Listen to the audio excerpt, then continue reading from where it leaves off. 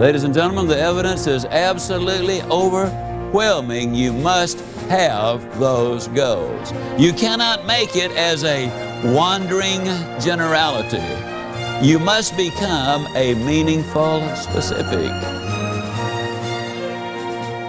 Welcome to Goals by Zig Ziglar. You have important goals to achieve. Maybe there's a personal goal concerning your present relationships. You might have a financial goal to reach, or a professional goal concerning the next jump in your career. You also know that setting and reaching those goals requires specific action steps and a concrete plan. So why don't more people set goals?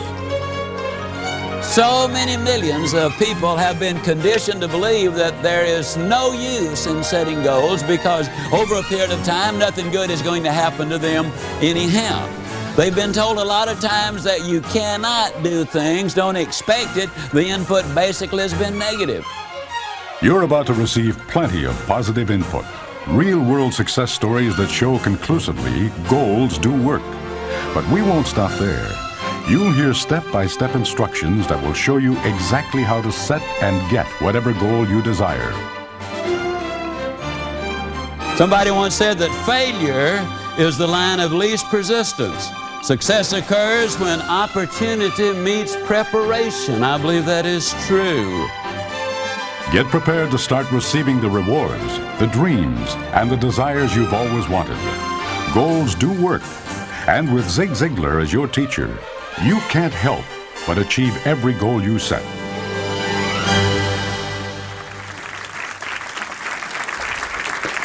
Thank you.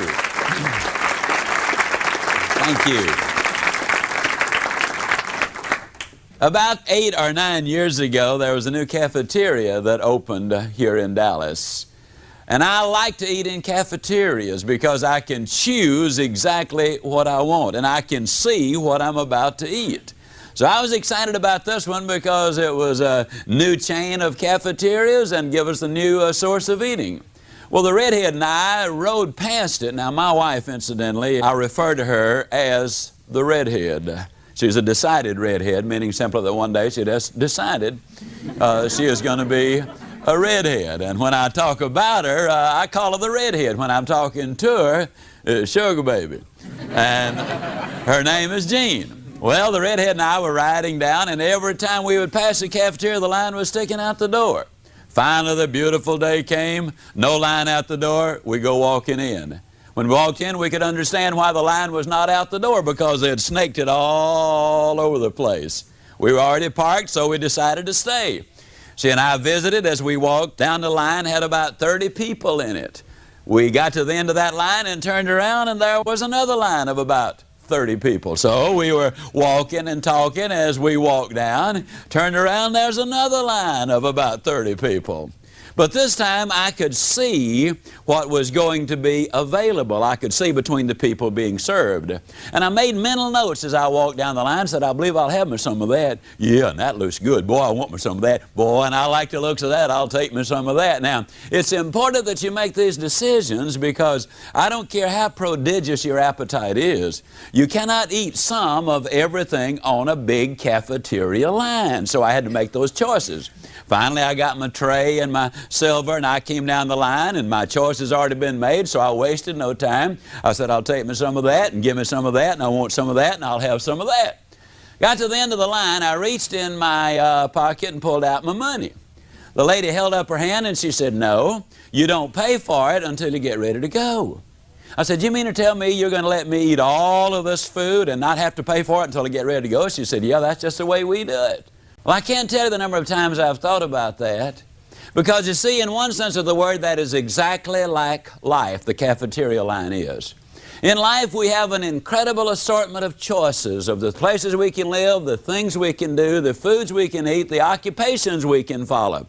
An incredible number of choices. That's the way the cafeteria line is. Life is just like that. But on the other end of the scale, life is 180 degrees apart from the cafeteria line. In the cafeteria, you eat and then you pay. But in the game of life, you pay and then you eat. You go to school, you study your lessons, you pass the grade. They move you up to the next grade until you graduate from high school. Then if you go to college, then you study your lessons again. You get your degree. Then if you go on to graduate school. And finally, after all of that is over, you get into your profession and you work a week, a month, or whatever. And then and only then, after you've done all of those things, qualified and then done the work, do you receive the pay. The farmer plows the ground, he plants the seed, he waters it, he fertilizes it, he nurses it along, he kills the insects, and finally the day comes when he can go to the fields and bring it in and take it to the marketplace, and then he cashes it in. That's the way it is. You first pay, and then you receive the benefits.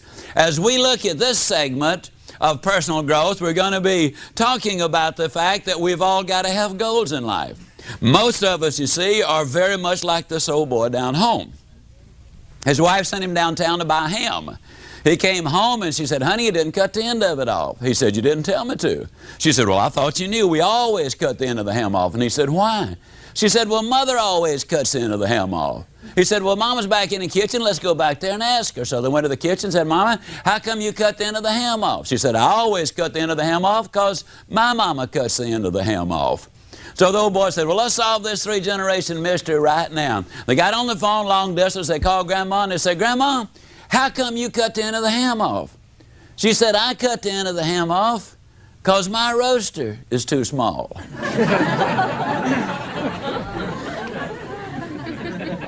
Now, Grandma had a reason for cutting the end of the ham off. But the question is, do you have a reason? The reality is that 97% of the people in our society do not have clearly defined, written down goals for their lives. Now, there are four basic reasons they don't have goals.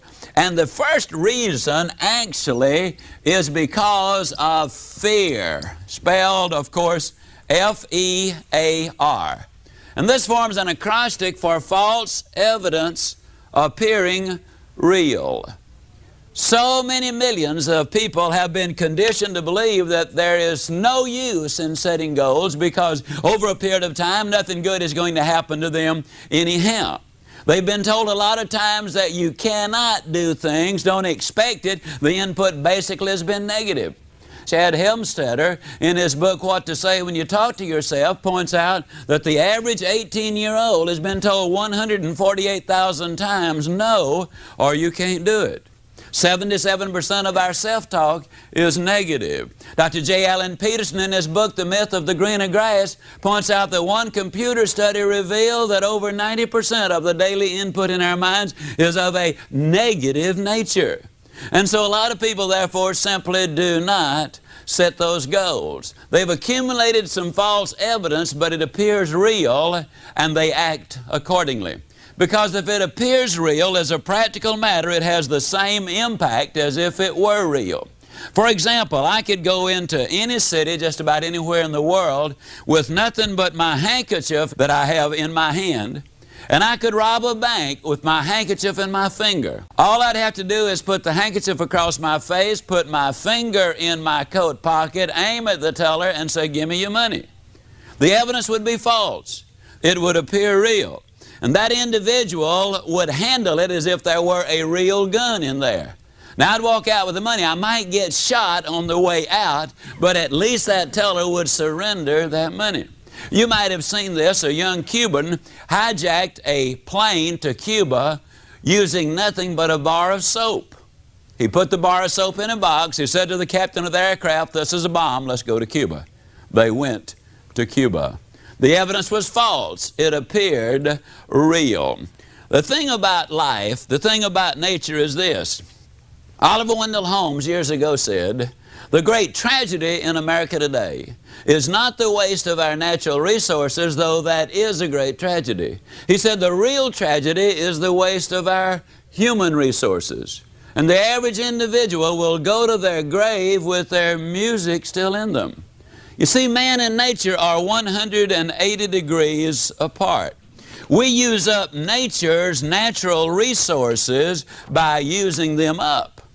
We use up man's natural resources by not using them at all. Fear keeps a lot of people from setting goals. The second thing that keeps a lot of people from setting goals is because they have such a poor self-image. They cannot imagine in their wildest imagination them becoming college graduates, getting the superb job, living in the nice home, winning the ideal mate. They cannot imagine themselves being financially successful or secure. Their image simply will not let them get there. Now understand again that we perform in accordance with the image or the picture we have planted in our own mind. Positive thinking will not work for the individual who is negative on himself. You got to have that positive image, that good self-image of yourself. One of the most amazing stories, which I believe really epitomizes what I want to say about this, is the story of Tom Hartman. On January the 28th, 1979, Tom Hartman attended a seminar up in Oklahoma City, Oklahoma. It was an all-day seminar. Later, I got a letter from him. Since then, he and I have become friends. We've corresponded a number of times, visited a number of times. And the gist of the story is this. He attended that seminar that day because his brother had an extra ticket. That was Tom's day off. There were about 1,500 or 1,600 other people there. Tom sat in the very center of the audience. In his first letter to me, he said, you know, Zig, as I sat there, I hadn't been there 3 minutes before I realized I was in the wrong place. You were in front of this audience saying some wild things, like you can go where you want to go, you can do what you want to do, you can be like you want to be. And I thought to myself, oh, brother, is that a bunch of baloney? I'd heard guys like you before.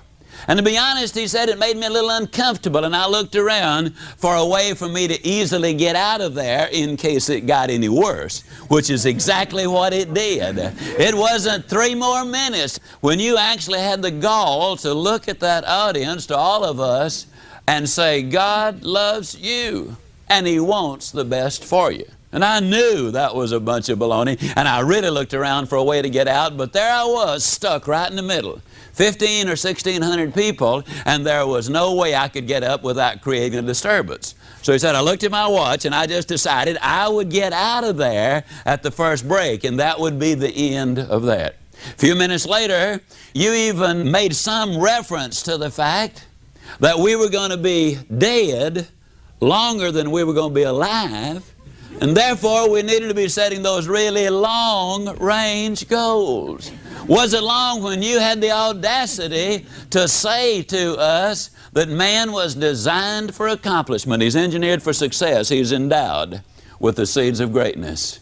Now when you said that, Zig, he said, I looked down and I thought to myself, well, it's at least partially right, because I was looking at a 63 1/2 inch waistline and 407 pounds of bulk. He said, I was coming off a devastating divorce. I had a job only because my employer was my friend, not because I was actually earning the money. Hadn't been to church in many years. I was so broke that every Friday night I was writing a hot check so I could get something to eat, and I would pick it up on Monday morning. This, as I said, was about 10 years ago. And he said, there you were saying all of those things. And I don't really know, Zig, what it was that you said. But somehow or other, something rang a bell in my mind. And I don't know whether it was because of the repetition or because somebody behind me said, that's right, or reinforced you in some way. But I reached over and I got my pen and I started to take notes on my yellow pad. He said, Zig, I took notes all day long. When I got through for the first time in my adult lifetime, I saw just a glimmer of hope. I so desperately wanted to get your set of tapes on motivation, but I did not have a dime to my name. And my brother, bless his heart, he loaned me the money. I went home that day and I listened to those tapes. That evening, 7 hours. I'd listen to you live 7 hours, now I listen to you 7 hours on tape. The next morning, I came in and the first thing I did was tell my boss that he no longer just had a friend on the payroll, that he now had an employee. And old Tom kind of grins and he said, I even told him I was going to start carrying my own weight. Now he said, Zig, you know, at 407 pounds, that represented a pretty substantial statement. He went over to Oklahoma City University that afternoon and enrolled in a couple of courses in psychology. He was already taking a couple of courses in history, and he decided to switch over so he could learn something about himself and something about his fellow man. The next day he went down to the Nautilus Health Studio. He decided to do something about his miserable physical condition. Then on Thursday he went down to one of the men's stores and laid aside about $700 worth of clothes with a minute down payment. When the owner of the store saw him buying size 47 coats and 39 slacks, he went to him and he said, "Mr. Hartman, who are you buying the clothes for?" Tom told me, he said, when I told him I was buying them for myself, he looked at me like he thought I was crazy. But I said to him, "Don't worry about it. I will wear these clothes out of here." Tom Hartman said, "You know, Zig, somebody might resist you once or twice or a dozen times. But when you keep telling them that you are important, that you are somebody, that you do have ability, that you can do things with your life," he said, "I just believe eventually that it will get through." And he kind of grins and he says, "Isn't it amazing? A message can go around the world, 24,000 miles in less than a tenth of a second. And then sometimes it takes years for it to go that last 1/8 of an inch." But he said, "Finally the message got through to me. I was listening every day. And as a matter of fact, Zig," he said, "I've listened to your tape so much that if you ever get a sore throat, don't you dare cancel the engagement.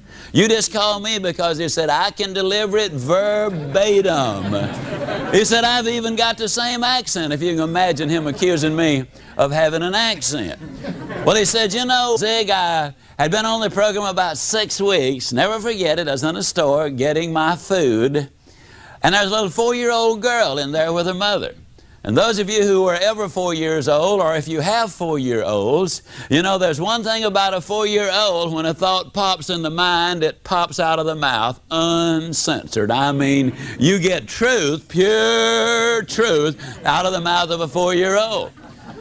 Well, in a voice that you could hear halfway between Dallas and Fort Worth, this little 4-year-old screamed out, "Mama, look at that fat man." And Tom said, "I turned around to see where he was." And he said, then it dawned on me she was talking about me.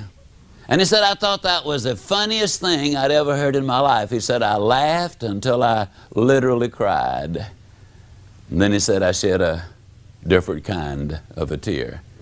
Because he said, "For the first time in my adult lifetime, I really knew and knew that I knew that I was going to make it." He said, "That was reinforced about a month later.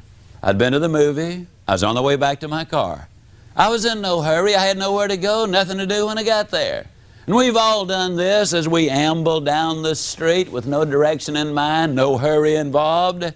He saw a display in a window.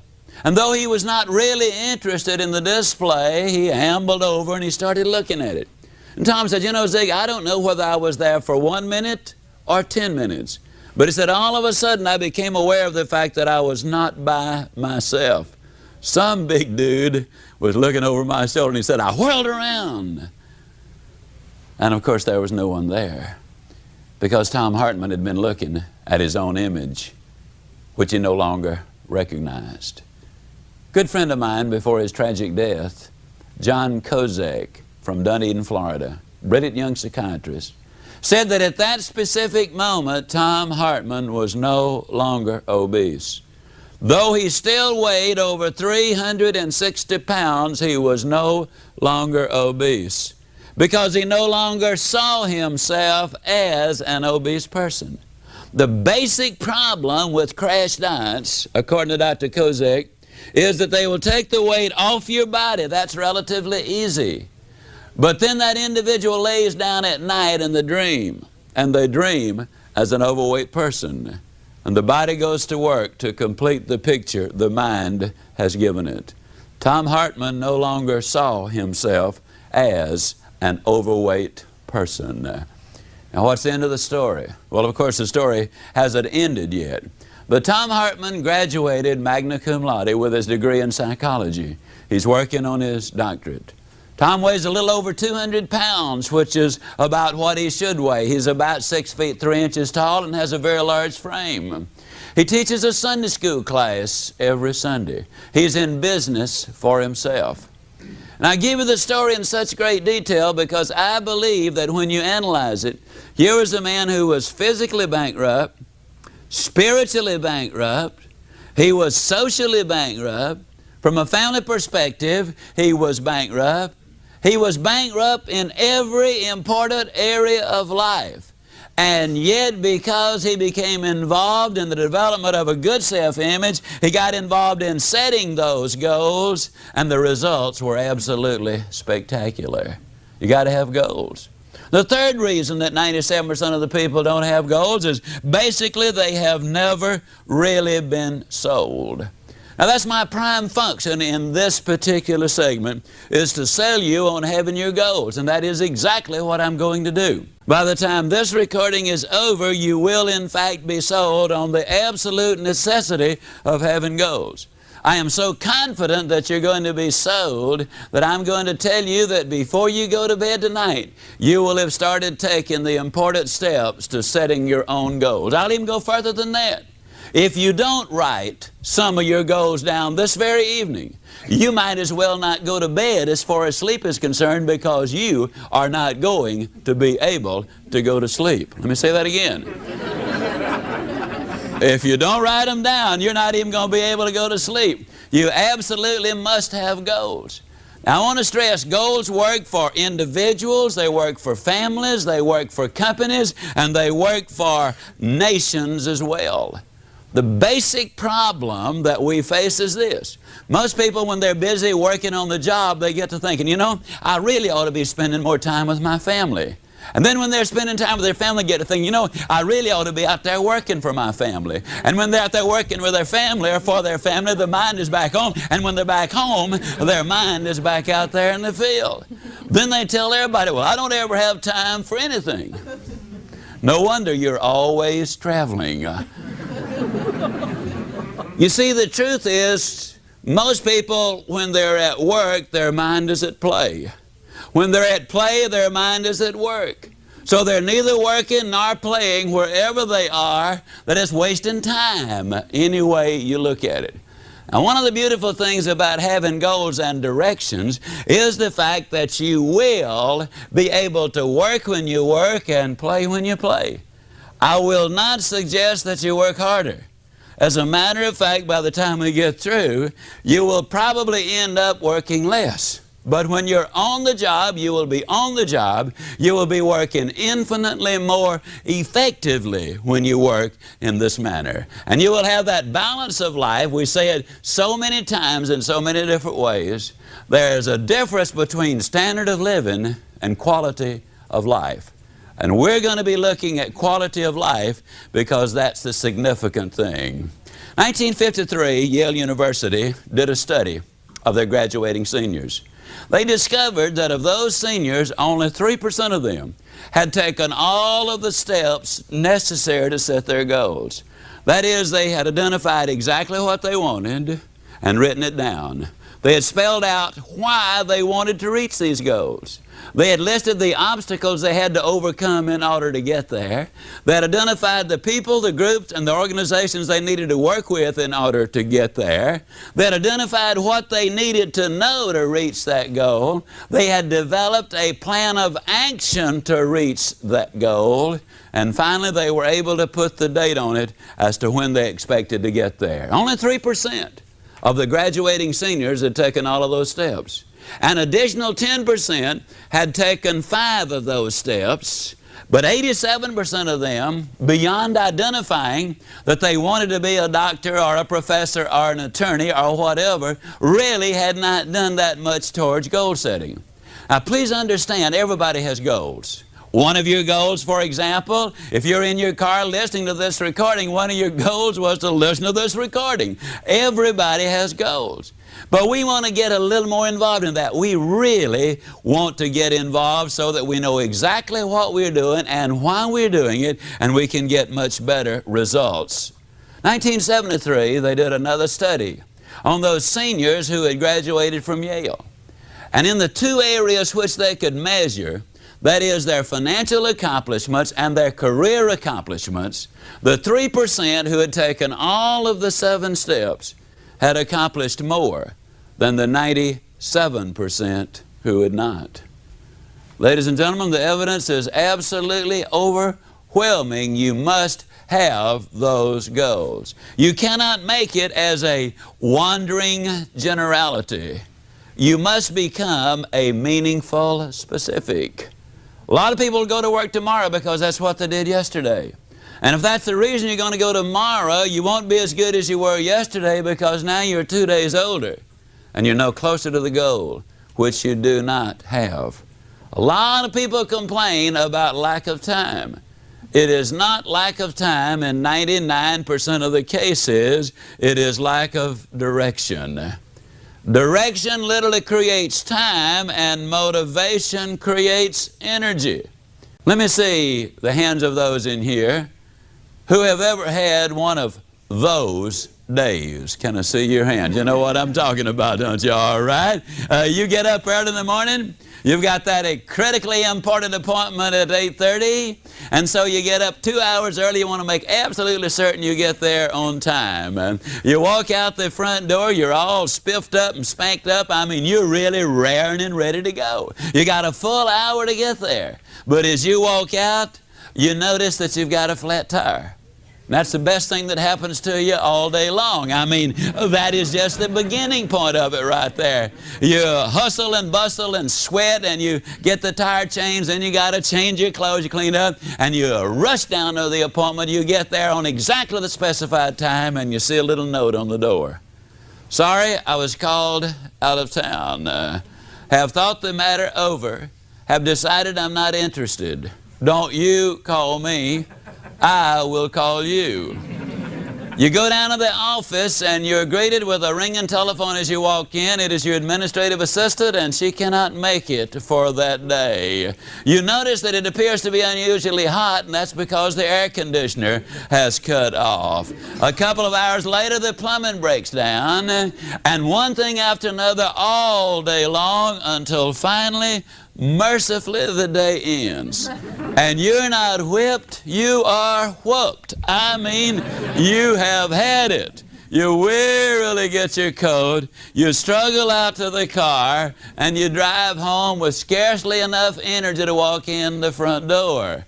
Your wife, of course, lovingly greets you there at the front door, and she said, "Honey, I'm so glad that you didn't have to work late because today is the day." Today is the day for what? Oh, honey, don't tell me you've forgotten. You know, we planned on this for the last 3 weeks. We planned on what? Today is the day, honey. Don't you remember today is the day we cleaned the garage? Oh, honey, not today. I couldn't put one foot in front of another, and I just don't have any. Oh, honey, it's not going to take that long. I'm going to help you. It won't take more than 2, 3, 4, 5 hours, absolute maximum. Oh, honey, I just can't. Not today. I just ain't up to it. I don't have any energy, and the telephone rings. Voice at the end says, "Hey, partner, I've got us a tea time over at the country club in 17 minutes. We've got time to get in 9 if you feel like playing." If I feel like playing, man, I'll be there in 10 minutes. And everybody here agrees with exactly what I'm saying, don't you? The answer is yes, isn't it? Okay. Now, I want to tell you something, ladies and gentlemen. We've got plenty of energy to do the things we really want to do. But as I often say, life is not easy, life is tough. But when you're tough on yourself, life is going to be infinitely easier on you. And I'm going to tell you that when you do the things you ought to do, when you ought to do them, the day will come when you can do the things you want to do, when you want to do them. A lot of people say, "Well, I just don't feel motivated to do something." Well, you got it backwards. You do the something and then you will feel motivated to do it. Motivation literally follows the action. Motivation creates energy.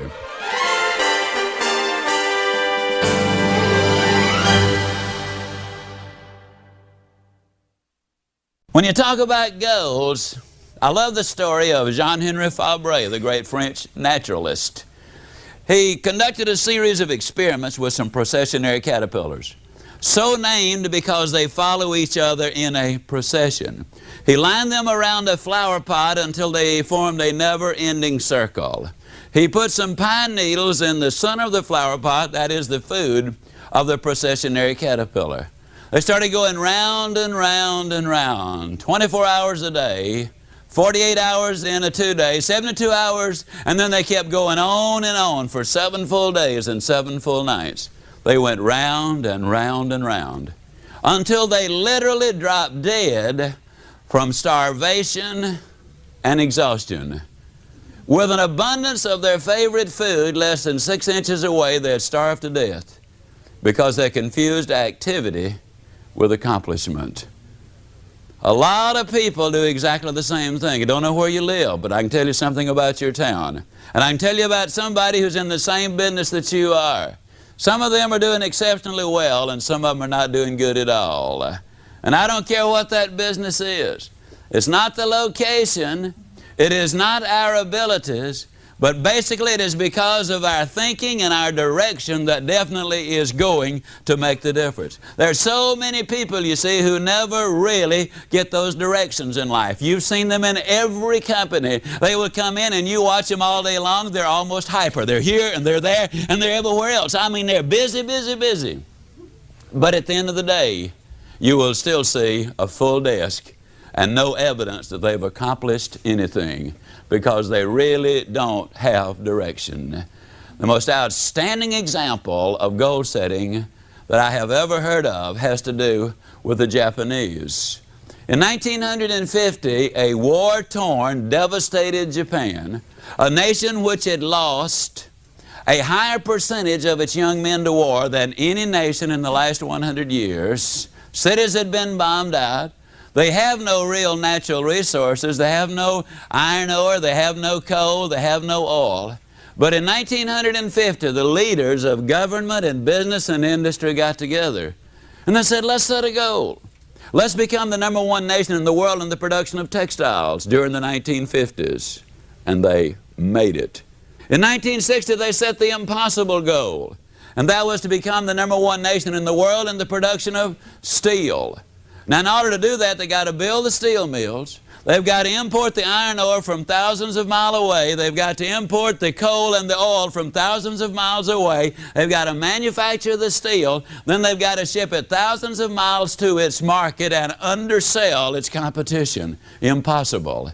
But the Japanese in this case did not look at what they did not have. They looked at what they did have. A willingness to work. And they worked hard. They reached their goal. In 1970, they set another goal. They said, during this decade, let's become the #1 nation in the world in the production of automobiles. They missed it by 1 year. It took them until 1980, when their plant became the largest and #1 producer of automobiles in the world. In 1980, they set another goal. They said, during this decade, let's become #1 in the production of electronics and computers. And all you've got to do is go to Videoland, and all you've got to do is look at the computer world today, and you can see exactly what they are doing. Because goals do work, whether it's for the individual, the family, or the company, or the nation. I'm absolutely convinced that we have a real threat unless we have our goals more firmly in place, and that is to remain strong so we will remain free. Goals absolutely work. I love the story of Sir Edmund Hillary. You might have heard it. Sir Edmund Hillary, you know, was the first man to scale Mount Everest, the tallest mountain in the whole world. Can you imagine him climbing down off that mountain? And one reporter comes up to him and said, tell me, Sir Edmund, how'd you climb the tallest mountain in the whole world? How did you do it? Do you think for one moment he said, well, I was just out walking around.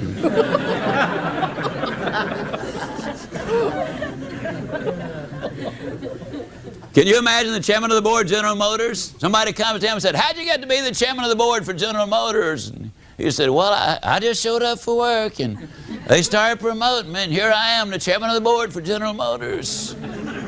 Can you imagine The coach of an NFL football team, Landry, for example, calling the Cowboys together one Saturday afternoon and saying, fellas, now, you know we're going to play them Washington Redskins tomorrow. That's a pretty tough bunch. We better think of something to do. You see, that's absurd. It's ridiculous. They will spend hours and hours and hours planning a football game. And yet we don't plan the most important events in our life. Too many Americans spend more time planning the wedding than they spend planning the marriage.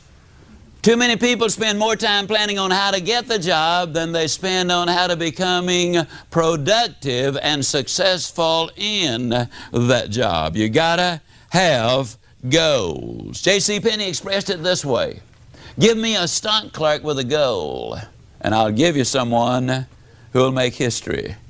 But he said, you give me someone without a goal, and I will give you a stock clerk. You gotta have goals, that's for sure. I don't know if the name Howard Hill rings a bell with you or not. Howard Hill was a good Alabama boy, and he was an archer. He entered 286 archery tournaments. He placed first 286 times. He killed a Cape buffalo, the toughest game animal alive to bring down. He killed it with a bow and arrow. He killed a Bengal tiger with a bow and arrow. He killed a lot of game animals with a bow and arrow. As a youngster, I have seen newsreels of Howard Hill from a distance of 50 feet, where he would literally split the bullseye dead center, and then he would take the next arrow and split that dead center. An incredible demonstration of skill. He killed an 18-foot shark under 15 feet of water. Or was it a 15-foot shark under 18 feet of water? I know it was a great big one in his way down there. I do know that. Howard Hill was an incredible marksman. Now, I have never shot the bow and arrow professionally, but I am an instructor par excellence. That means I'm good. That means I'm real good. As a matter of fact, I am so good as an instructor that I could take anyone in this live audience this evening, or anyone who will ever hear this recording, and if your eyesight is good and your health is good, I could spend 20 minutes with any one of you, and at the end of the 20 minutes, I would have you hitting the bullseye more consistently than Howard Hill could have hit it the best day he ever had. Provided, of course, we had first blindfolded Howard Hill.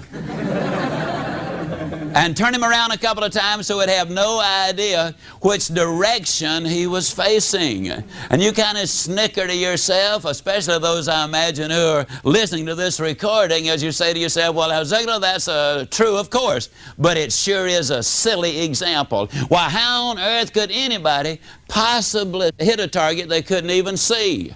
That's a pretty good question. Here's one even better. How can you hit a target you don't even have? Have you got your targets? Have you written them down? Have you spelled out the details of why you want to reach those goals in the first place? Have you identified the obstacles you have to overcome in order to get there? See, something stands between what you've got and what you want. If there was nothing between you and your goals, then you'd already be there. You got to find out what those obstacles are. Have you spelled out what you need to know to reach your goals? Have you identified the people, the groups, and the organizations you need to work with in order to get there? Have you devised a specific plan of action in order to get there? And finally, have you put the date on it? Now, the fourth reason that most people don't have goals basically is because they don't know how. Now, I'm going to give you some bad news and some good news, and as you know, you're going to get the bad news first. I mean, I'm not going to give you a choice. You get the bad news first. The bad news is this: if you really get involved in this goal-setting process, it will take you somewhere between 10 and 20 hours to really set your goals. If you really have a complex set of goals, it might take you 30 hours to set your goals. That's another reason so many people never do really set them, because that is a tremendous time investment. Now, that's the bad news. The two bits of good news that go with it. on the absolute authority of several years of personal experience and the experience of many, many people who've been doing this, I can assure you that once you have set those goals properly, you will have created for yourself an additional 3 to as many as 10 hours every week of your life for the rest of your life. Let me say it again. When you discipline yourself to do the things you ought to do, when you ought to do them, the day will come when you can do the things you want to do when you want to do them. The good news is this will give you an awful lot of time to pursue the things which you have a real interest. It will give you control of your time and your activities and your future. The rest of the good news is this. When you learn how to set one goal, you'll know how to set all goals. When you learn how to set a physical goal, you'll also know how to set a mental, a spiritual, a social, a family, a career, and a financial goal. Because there's a procedure. There's a formula for setting all of them. If you can figure out the answer to what 12 times 12 is, you can also figure out what the answer to 2,865 times 9,412 is. If you know the formula, you can come up with the answer. Now, to get you started on goals, let me share a little story with you, which I believe is significant. You see, I think as I tell this story and use this example, I think everybody ought to write a book. I don't necessarily believe you ought to get the book published or make any effort to get it published, but you ought to write a book. And I'll tell you what the title ought to be. What I think you ought to do to get the most out of life. Let me make a strong statement. If my book, See You at the Top, which has now sold 2 million copies counting foreign editions, if this book had never sold a single copy, I would still say this is the most profitable thing that I have ever done if it had never sold a single copy. Now, I'm not only talking about standard of living, but I'm also talking about quality of life when I make that statement. You see, this book really ought to be entitled, What I Think You Ought to Do to Get the Most Out of Life. As I was writing this book, I realized what I was doing was I was clarifying my thinking about what life was all about. For the first time, I really discovered what I believed, what I felt was important, and the research uncovered a number of things that I already believed, but I'd never been able to articulate. The title of your book ought to be, What I Think You Ought to Do to Get the Most Out of Life. I want to share information about this because I believe this is a classic example about what goal setting and goal reaching is all about. When I started writing this, the first words I wrote were, you can go where you want to go, you can do what you want to do, you can be like you want to be. Well, as I looked at those words, I kind of got to talking to myself, which incidentally, I hasten to add, is perfectly all right. I was on a program with Dr. Joyce Brothers, and she said, scientifically speaking, they have proved that people who talk to themselves are above average in intelligence. So if you've been talking to yourself, just be about it. It's perfectly all right. I'd like to express a personal opinion. That's all it is, personal opinion. I believe it's all right to answer. But if you ever catch yourself saying, huh? You got a problem. I caught myself saying, huh, because I noticed I was holding the words I'd written way out there because there was a 41-inch waistline between me and the book and well over 200 pounds of Ziglar. And the thought occurred to me that one of these days I'd be bumping into one of you slender guys or gals, and I could visualize you coming up to me and saying, Ziglar, you believe all that stuff you write? And I was going to say, of course I do. Then I could visualize you saying, do you believe it all? And I was going to say, well, of course I do. Then I could imagine you poking your finger in that 41-inch waistline and saying, Ziglar, do you believe it all? Then I was going to say, well, you know, us authors, we do take a little literary license every once in a while. Ziglar, is that your fancy way of saying you lied about it? Now, hold the phone, friend. Don't call me a liar. People don't like liars. Well, you're at least a hypocrite then, man. Don't call me a hypocrite. People sure don't like hypocrites. I know you know that a hypocrite is a person who simply is not himself on Sunday. As a matter of fact, you know, I've had a lot of people say, well, the only reason I don't go to church is nothing but a bunch of hypocrites down there. Of course, I always tell them, friend, don't let that stop you. Come on down. We got room for one more. Like I've had people say, well, I'd read the Bible, but I don't understand it. Of course, I don't think it's the part they don't understand that bothers them. Actually, the Bible is pretty clear. I bet you noticed it didn't call them the 10 suggestions. Well, anyhow, I had to make a decision. I had to decide either to take those words out of the book or I had to do something about me. Well, my boy was 8 years old, and I've always felt that a father ought to be able to spank his children until they get to be at least 12. The rate we were going, I wasn't even going to be able to catch mine, much less spank him, so I knew something had to be done. But the straw that broke the camel's back, the redhead kept telling me to hold my stomach in, and I already was. So I knew I had to do something. Went down to see Dr. Cooper at Cooper Clinic of aerobics fame. You know, he wrote the books. They've sold over 15 million copies in a jumpteen number of foreign languages. I went down for the examination. First thing they did was took 2 quarts of my blood.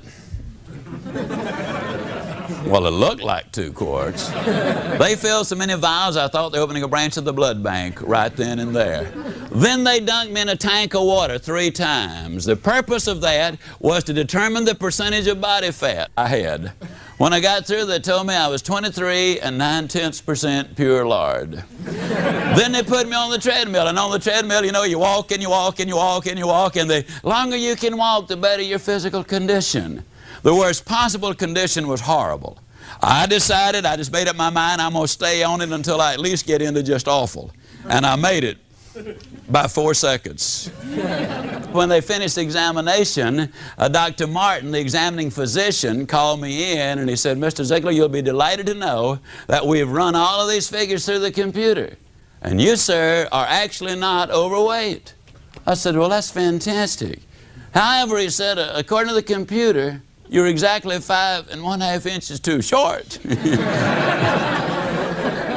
And I said, well, Doc, that's pretty bad, isn't it? He said, no. He said, actually, you're in remarkably good shape for a 66-year-old. I said, Doc, I'm 46. He said, you're in awful shape. So as a matter of fact, if you were a building, I'd condemn you. And I said, well, Doc, what can I do? And he whipped out a sheet of paper thicker than my book to start telling me what I could do. And I tell you, he told me lots more than I wanted to know. I got home, the redhead said, well, I suppose you're going to be out running all over the neighborhood. And I said, yes, I am. Well, he said, if I'm going to have a 46-year-old fat boy running all over the place, I got to get you looking as good as I can. So she went down to the store and bought me some fancy running shirts and shorts, and I'd already gotten the shoes the doctor had recommended. Oh, and I did something else, and it was very ugly. But I had not read Ann Landers at the time, and I'm going to use that as my excuse. You know, Ann Landers said you should not steal pages out of other folks' magazines. There was a magazine at Dr. Cooper's office. Now, it was an old magazine. It had an advertisement in there for jockey shorts. And I don't know if you folks read the jockey short ads or not, but if you don't read them, the next time you see one, you should at least look at the picture. You'll find out in a hurry, they don't put jockey shorts on fat boys. At least they don't have a good year. And so I took that picture out and I pasted it on my bathroom mirror and I said, now there's my hero. That's the way I'm going to look right there. Well, the next morning the opportunity clock sounded off bright and early. Negative people, you know, call them alarm clocks. I rolled out of bed, I put on my fancy running outfit, hit the front door, and I ran a block. Did better the next day, though. I ran a block and a mailbox. And the next day I ran a block and 2 mailboxes, and a block and 3, and a block and 4. One day I ran all the way around the block, came back in, woke the whole family up and said, guess what Dad has done? Then one day I ran a half a mile, then a mile, then a mile and a half, then 2, then 3, then 4, then 5. The weight started coming down from 202 to 165. The waistline fell to 34. A lot of times people have said, yeah, but I'll bet you were dieting religiously all that time. That is partially true because I did quit eating in church. Tried a 30-day diet and lost a month. Incidentally, For those who want to lose weight, and I know it sounds like I'm trying to get everybody to go on a diet, that is not my purpose for this crowd this evening, though there are 5 of you who should. Now there are about 65 of you who wonder who the other 4 are, but anyhow, for those of you who want to know about weight loss, let me give you 4 fast little tips to lose weight. Number 1, and probably the most important, stay away from cottage cheese. Now, a lot of people don't realize this, but cottage cheese is the most fattening food in existence. Now, understand, I have no scientific evidence of this or proof, but the evidence is so compelling, I know I'm right. Because as I've traveled all over the world, I've noticed it is internationally true that don't nothing but fat folks eat the stuff.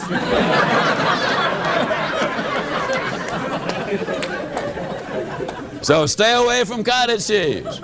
Number 2, get a thorough examination. This is on the serious side. Get a thorough examination from your skinny doctor. Now, if he's not slender, that means he doesn't believe in the importance of taking that care of his body, and he or she are not going to be very persuasive as far as their dealing with you is concerned. Get a thorough physical from a doctor who believes in what he's doing. The third thing is this: if the doctor starts to give you a prescription, do not walk out on the doctor, run out on the doctor. You didn't gain the weight taking pills, and you're not going to permanently lose the weight by taking the pills. Now, I'm going to make a claim which I could not prove in 10,000 years, but I honestly believe it's the truth. I believe that more people have lost more weight and kept it off as a result of listening to these recordings and reading See You at the Top than have ever lost on 99 9/10% of all of the diet books ever written. You see, diet really and weight is not really the problem. That simply is the manifestation of the problem. The fourth thing is, if you get a negative doctor, swap him off for a positive doctor. Now, what's a negative doctor? Basically, it's a doctor that always tells you what you can't eat. You can't have this, leave that alone, doesn't touch that. Man, stay away from this. What they're really saying is, now, if you like it, you can't have it. If you don't like it, eat all you want. That basically is what they boil down to. The thing I loved about Dr. Martin was the fact that he was so positive. I've never seen a more positive doctor. He is a slender young guy, runs in the Boston Marathon, does the good things. Dr. Martin said to me, Mr. Ziglar, you're going to be delighted to know that you can eat anything you want. He said, I have prepared a list of what you are going to want.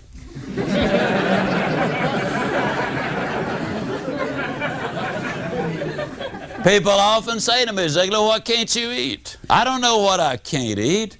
Why should I clutter up my mind with a bunch of stuff can't have anyhow? I can tell you that I can eat lots of chicken, I can eat lots of fish, I can eat fruits and vegetables and salads, I can eat on occasion good lean roast beef. I can eat just about anything that I want to eat. Now, I believe that a combination of diet and exercise to keep the weight off permanently is the key. In December, I injured my back, for example, and there was a 2-month span that I could not jog, and I picked up 8 pounds. See, my body retains ice cream. But when you put them together, the diet and the exercise, now we're on the right track. There are 4 reasons people don't have goals. One is because of fear. The second one is because of their self-image. The third one is they've never been sold, and the fourth one is they do not know how. A number of years ago, Mary Crowley made a statement. She said that one person with a commitment is worth more than 100 who only have an interest. I'm convinced that people who make commitments to reach their goals are the ones who are going to reach them. A number of years ago, a young coach at the University of South Carolina was fired after his first season on his first job. Not only did the head coach say, no more for you here, but he advised him to get out of coaching. He said, let's face it, you just don't have it. But the young coach had set his goal, he had made a commitment, he had said, someday I'm going to coach at the University of Notre Dame. Ohio State gave him a chance, and he was an assistant there for a couple of years. Then William and Mary called him, and he was their head coach. And then North Carolina State University called him, and for 4 years there, he had the best one-loss record they'd ever had. From there, he went into the pros and coached the New York Jets for a season, but he really missed coaching the young men and helping mold their character. And then University of Arkansas called him and had a phenomenally successful career there. He built the best one-loss record they had ever had. He went to the Orange Bowl, I believe it was in 1979. And before he went down to play the University of Oklahoma, the media had speculated that it would be a mismatch, that Oklahoma simply was too powerful. To compound the problem, 3 offensive players, as a matter of fact, the entire offense of that Arkansas team, were caught with a woman in the room. They explored, investigated, discovered that it was absolutely true, and the coach immediately dismissed all 3 players. The media again speculated that what he should do is decline the invitation of the Orange Bowl, let somebody else accept the invitation who would be a worthy opponent for the Oklahoma team. But the coach was a committed man. He looked at what he did have left and didn't worry about what he did not have. They accentuated the positive, if you will. They developed a specific game plan. The rest is history. They won the game. I believe it was by about 31-6. He left the University of Arkansas and became the head coach at the University of Minnesota. Now, when he accepted the Minnesota assignment, he said to them, "I will take the assignment provided you will give me one out. And that is that if the University of Notre Dame calls me to be their head coach, and if I take this team to a bowl within 2 years," there he is with those goals again. Well, 2 years later, the University of Minnesota was invited to play in a bowl, and the University of Notre Dame called Lou Holtz to be their head coach. Now, the interesting thing is this: they called him to be their head coach the day he dismissed those 3 players from his team when he was at the University of Arkansas several years earlier. Now, they made their decision then. They didn't put the call into him. But when that happened, they said, here is a man who is interested in building character and developing leaders. There's the man we want to be our coach the next time we have an opening as the head coach at Notre Dame University. I happen to know Lou quite well. We've been on seminars together, we've corresponded together, we've spent a little time together. He said that there never was any doubt in his mind about dismissing those players. It was the right thing to do. What I'm saying is this: when you've got a solid base with a solid commitment and solid objectives, you've got a much better chance of reaching your goal. But it does take those commitments.